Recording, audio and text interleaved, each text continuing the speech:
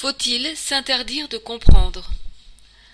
À propos du livre de Bernard Lahire, Pour la sociologie, et pour en finir avec une prétendue culture de l'excuse.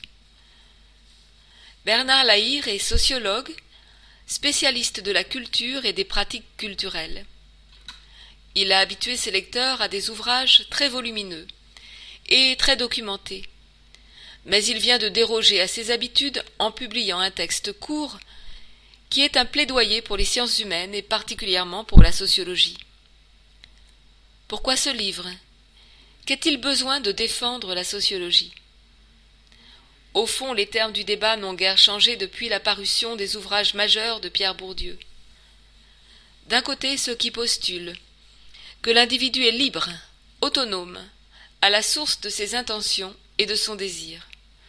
De l'autre, les sociologues, qui ont montré que nos choix, nos stratégies, nos goûts, et tout ce que nous pensons nous appartenir en propre, sont en réalité des faits sociaux, qui répondent à des déterminations sociales, ne dépendant en rien des individus.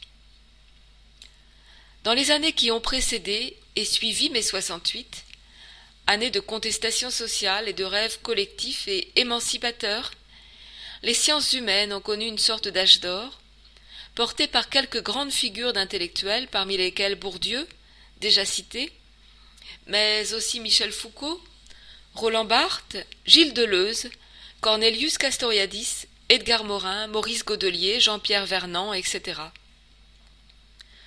Mais depuis une vingtaine d'années, alors que les idéologies libérales reviennent en force, elles sont tenues dans une défiance de plus en plus grande.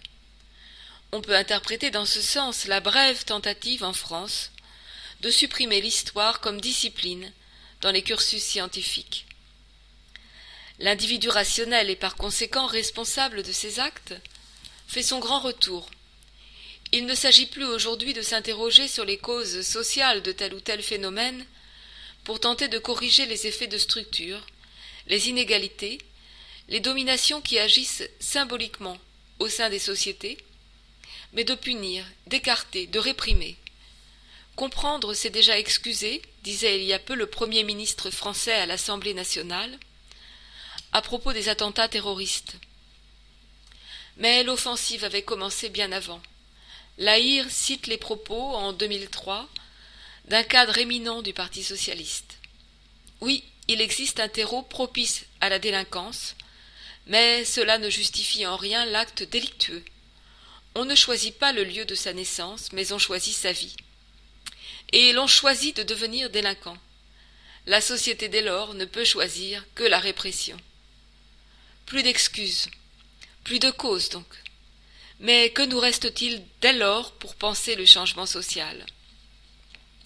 C'est tout le sens de ce petit livre.